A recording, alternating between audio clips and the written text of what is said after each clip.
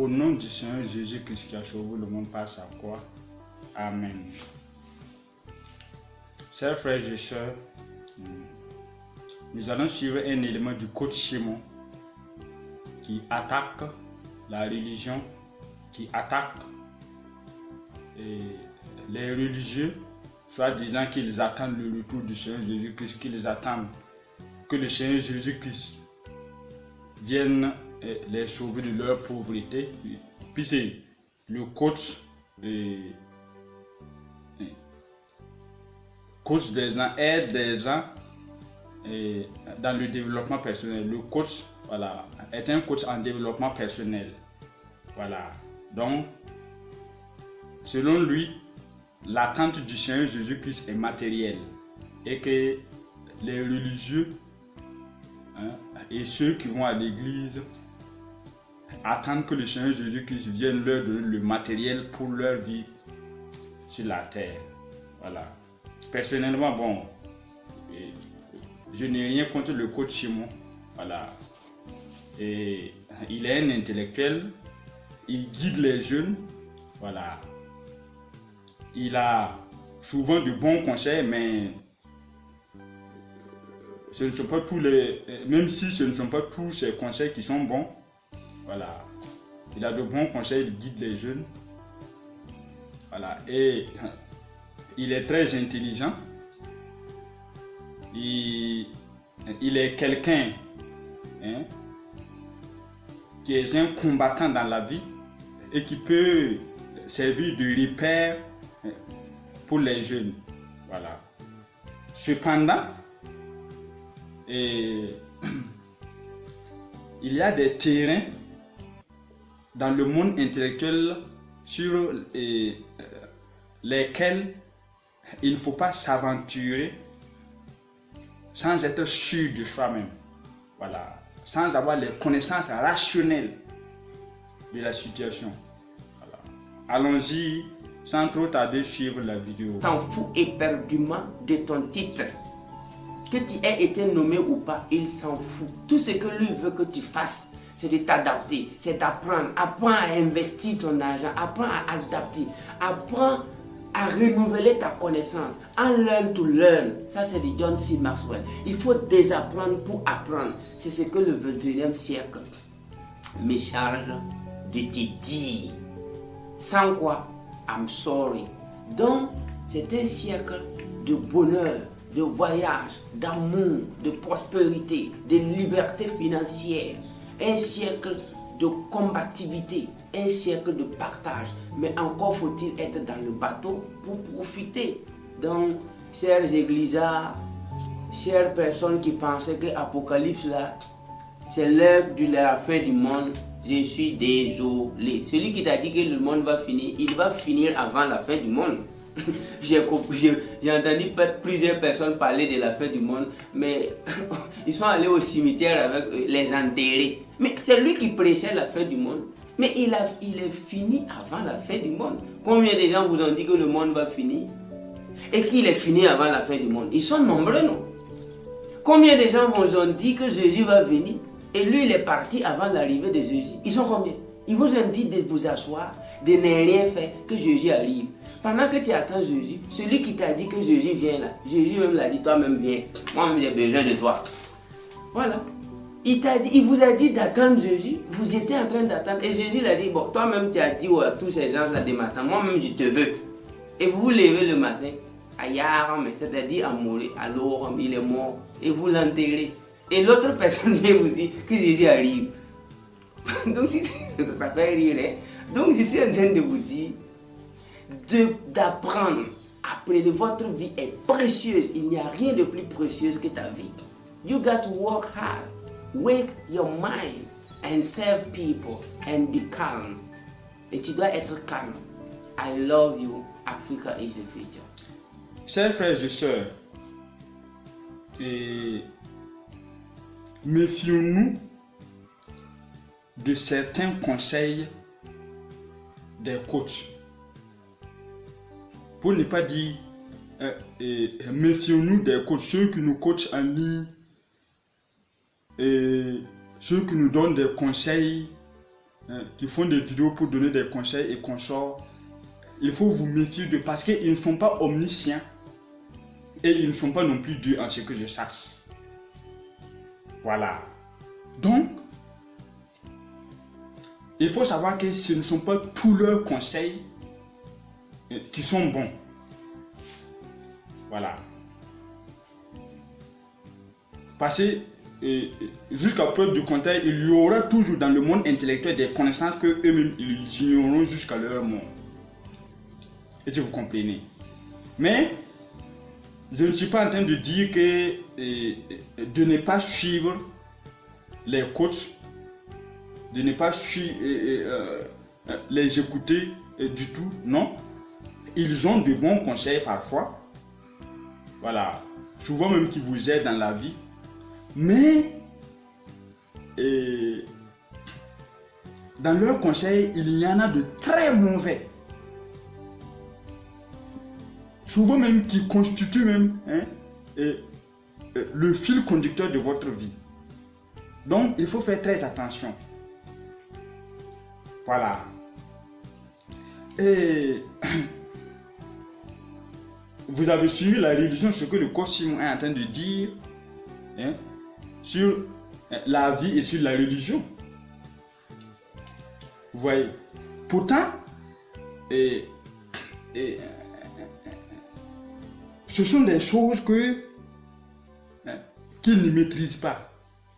Et je vois, ce sont des choses qu'ils ne maîtrisent pas. Et pour le savoir clairement, il faut savoir que le coach Simon même confond les choses sur son propre statut. C'est-à-dire qu'il n'arrive même pas à donner une bonne définition à son propre statut en tant que coach. Qu'est-ce qu'il dit? Il dit que lui, il est un coach en développement personnel spécialisé en métaphysique. Vous voyez? Que lui, il est un coach en développement personnel spécialisé en métaphysique. Ça veut dire que rationnellement et objectivement, ça veut dire que la métaphysique est incluse dans le développement personnel. Et il a eu même à l'expliquer dans une vidéo que le développement personnel est tellement vaste que lui, il a opté la métaphysique. C'est tout le contraire. C'est le contraire. Pour quelqu'un qui maîtrise bien la situation, pour quelqu'un qui connaît, c'est le contraire qu'il est en train de détailler. Voilà. S'il y a quelque chose qui est très vaste et qui est sans limite, c'est la métaphysique. Est-ce que vous comprenez? Et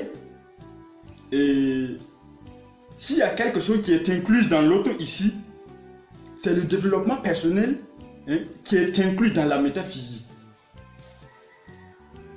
Parce que la métaphysique englobe beaucoup de domaines. La métaphysique englobe beaucoup de domaines qui dépassent le développement personnel.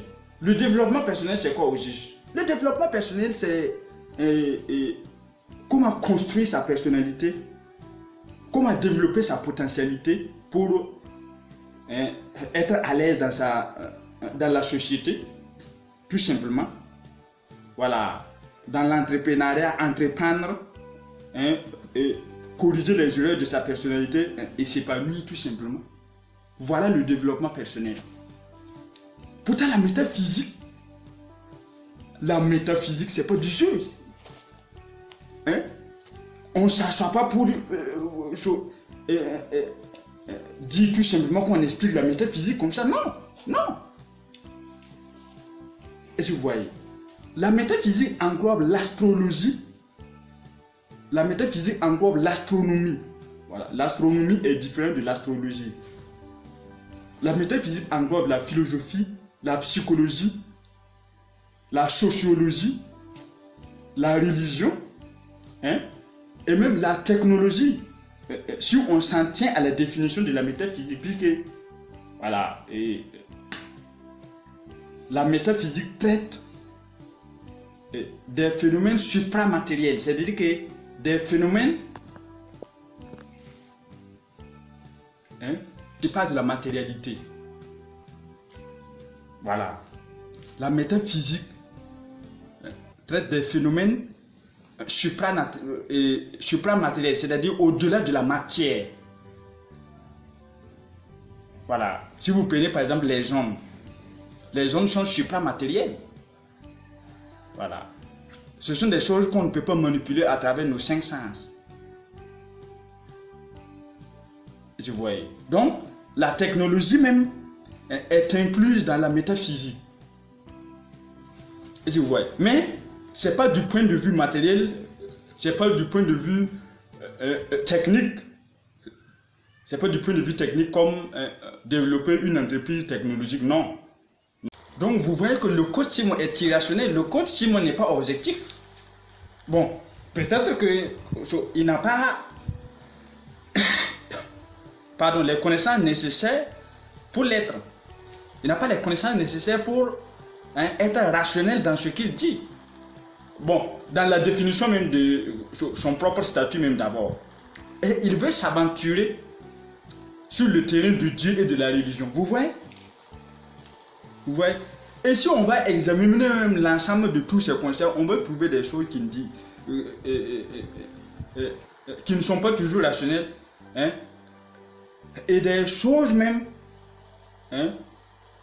qui ne sont pas de bons conseils. Mais je ne suis pas en train de dire qu'il n'a pas de bons conseils. Je ne suis pas en train de dire qu'il dit beaucoup de jeunes. Il a beaucoup de bons conseils. Mais il faut vous méfier d'eux. Ça, c'est le plus important. Il faut avoir de l'esprit critique. Voilà. Il ne faut pas les suivre aveuglément et boire tout ce qu'ils vous disent. Voilà. Je vous rappelle bien que par la suite, voilà, on va expliquer comment se rendre compte que ce qu'un coach dit n'est pas du tout vrai.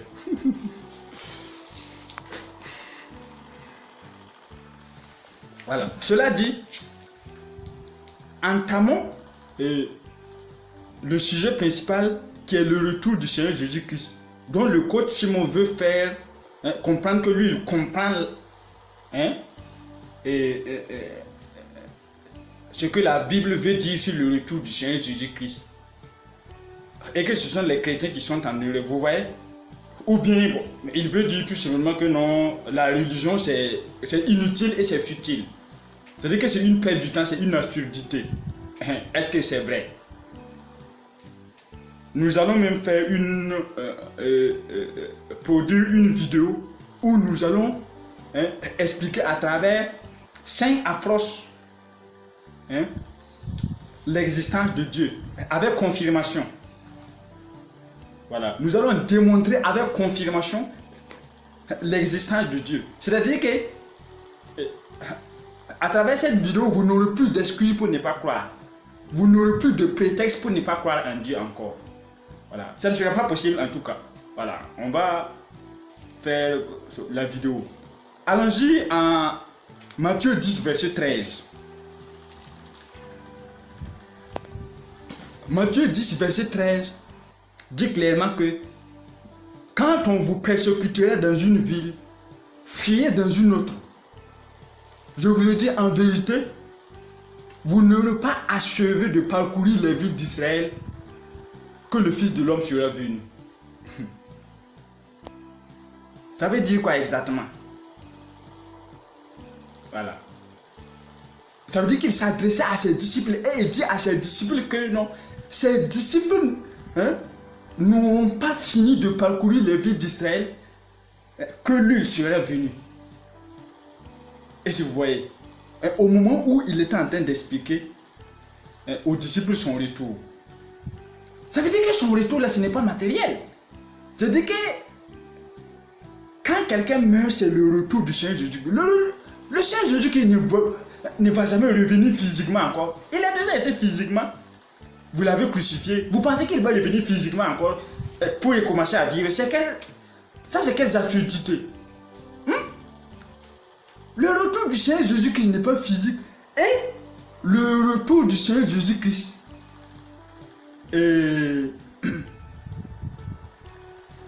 est d'une part individuelle et d'une autre collectif. Voilà. Entendu que la fin du monde est la fin de toute vie sur la terre.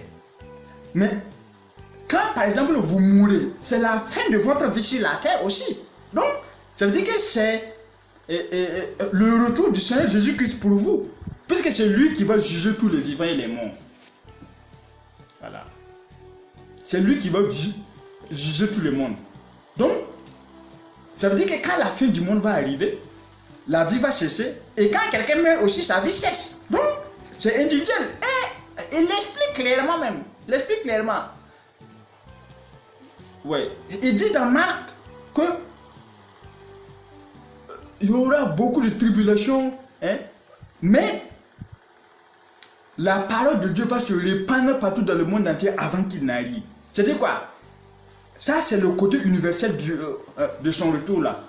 C'est-à-dire que sa parole va se répandre partout, mais ceux qui vont se foutre de sa parole là maintenant, ils pourront utiliser sa parole là maintenant pour les juger.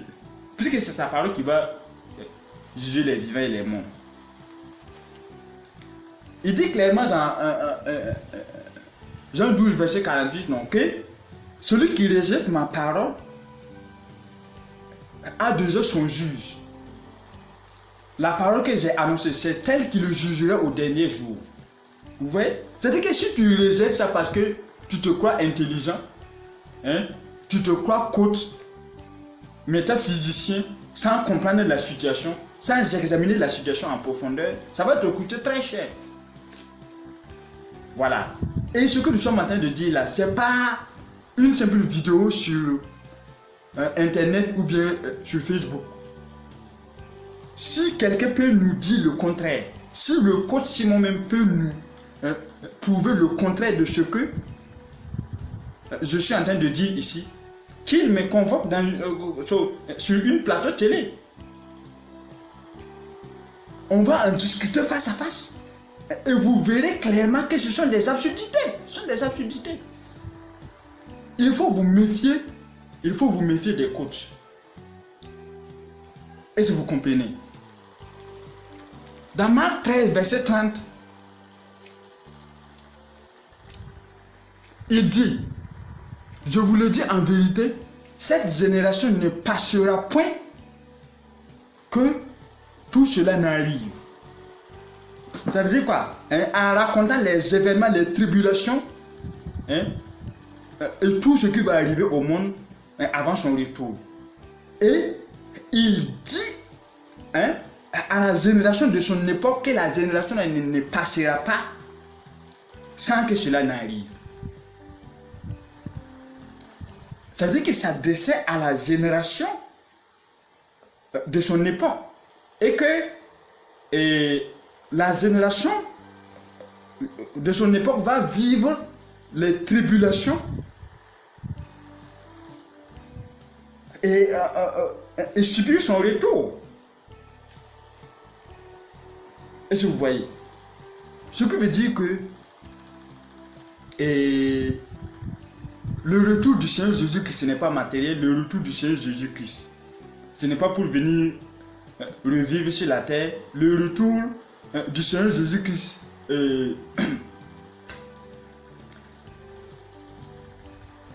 n'est pas quelque chose de matériel où il faut utiliser pour berner les gens. Voilà. Soit disant d'attendre qu'il va venir. Non. Dans la Bible, il est dit de travailler, non? Vous avez vu à quelque part dans la Bible où on a dit de ne pas travailler et de s'asseoir comme ça et puis attendre le retour? Hein? Vous voyez que le coach n'est pas objectif. Est-ce que vous voyez? Donc ça veut dire que il faut vous méfier de certaines personnes qui égarent le maximum. Et en plus de cela, il y a le fait que quand quelqu'un vous donne des conseils, et si ces conseils-là sont mauvais, vous allez voir que son application vous excite. C'est-à-dire que son application est très facile. Parce que pour faire du mal, c'est très facile. Mais pour faire du bien, c'est difficile. Et si vous voyez. Du coup, quand quelqu'un vous donne de mauvais conseils, vous allez voir que ça vous excite. Et c'est comme un soulagement. Par exemple, la religion a des principes moraux, hein, des principes dont il faut respecter, hein, et qui souvent même nous influent certaines conduites, mais qui est très noble.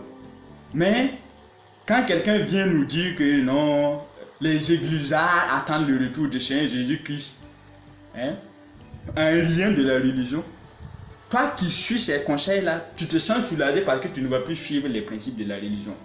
Tu vas suivre les principes du coach. Pourtant, le coach n'est pas un envoyé de Dieu pour te dire ça. Le coach n'est pas Dieu lui-même. Il est qui pour dire ça? Pour que sa parole ait de la valeur. Voilà. Examinez la parole du Seigneur Jésus-Christ. Si vous voyez des absurdités, hein, il faut nous contacter.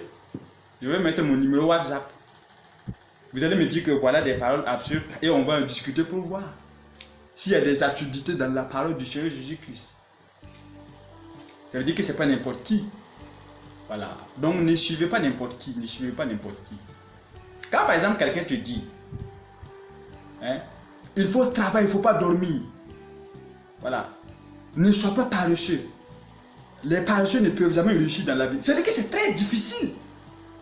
Vous voyez ici que, hein, il n'y a pas la moindre facilité. Mais c'est un bon conseil. Mais le coach Simon même le dit. Mais quand on dit par exemple que la religion c'est de l'absurdité et les églizards, hein, tant, patati patata, ça veut dire que on vous donne un certain soulagement maintenant. Non, ne respectez plus les principes religieux. Voilà.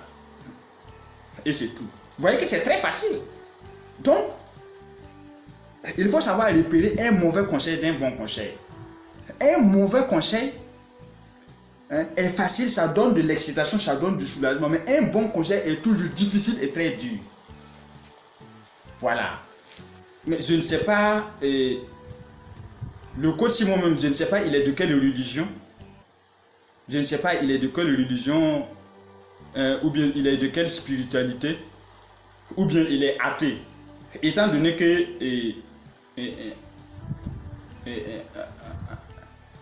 il n'y a pas un athée sur la planète Terre. Ça veut dire qu'il n'y a pas un non-croyant sur la planète Terre. Voilà. En tout cas, du point de vue des êtres humains. Un être humain qui jouit de toutes ses facultés mentales est soumis à la croyance. Et ça veut dire quoi exactement? Ça veut dire que un athée, c'est quelqu'un qui ne croit pas en l'existence de Dieu. Ou en l'existence des divinités ou la spiritualité. Mais il croit. Il est incroyant en ce moment. Puisqu'il croit que Dieu n'existe pas. Vous voyez? Donc, c'est-à-dire qu'il est incroyant. Et le fait que lui-même, il ne peut pas justifier le fait que Dieu n'existe pas. Il ne peut pas démontrer par A plus B que Dieu n'existe pas. Donc, ça veut dire qu'il y a un doute qui est là. Et le fait de croire que Dieu n'existe pas,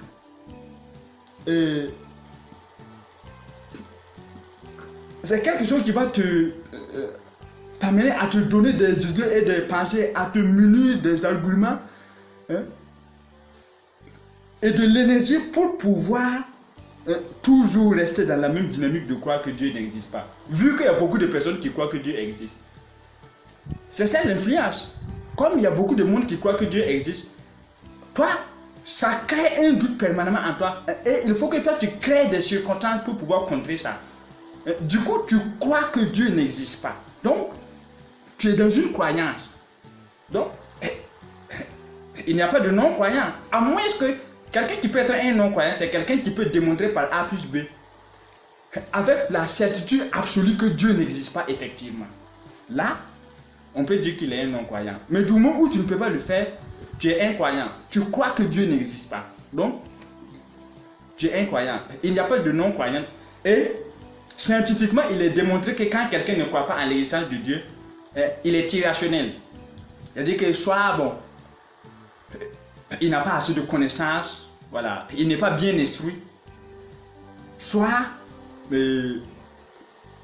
ses connaissances sont irrationnelles et il ne comprend pas les choses, il confond les choses, comme exactement ce que est en train de faire le coach Simon.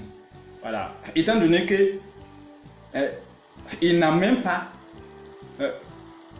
une bonne définition de son propre statut en tant que quelqu'un qui s'intéresse au développement personnel, quelqu'un qui est un coach en développement personnel et qui dit que lui sa spécialité c'est la métaphysique, c'est le contraire. C'est la métaphysique qui englobe le développement personnel et non le contraire. Donc vous voyez. Donc méfions-nous, voilà, des conseils que les uns et les autres nous livrent. Même moi, vous ne pouvez pas suivre moi mes conseils. Ce que je suis en train de vous dire là, vous devrez le recevoir avec un esprit critique pour analyser, voir est-ce que je suis objectif dans ce que je dis. Si je ne suis pas objectif, soit vous posez des questions pour que je vous éclaircisse, soit vous vous méfiez. Vous ne pouvez pas suivre ce que je vous dis aveuglément comme ça. Ça serait absurde. Et si vous voyez. Donc, quand quelqu'un vous donne des conseils, il faut vous méfier. Voilà. Et si vous voyez. Mais, soyez rassurés, je n'ai rien contre le coach Simon. Je n'ai rien contre ceux qui donnent des conseils. Au contraire, je les félicite et je les encourage. C'est bien. Ils aident beaucoup de jeunes à comprendre beaucoup de choses et à s'en sortir. Mais il faut faire très attention maintenant à ce qu'ils disent. Voilà.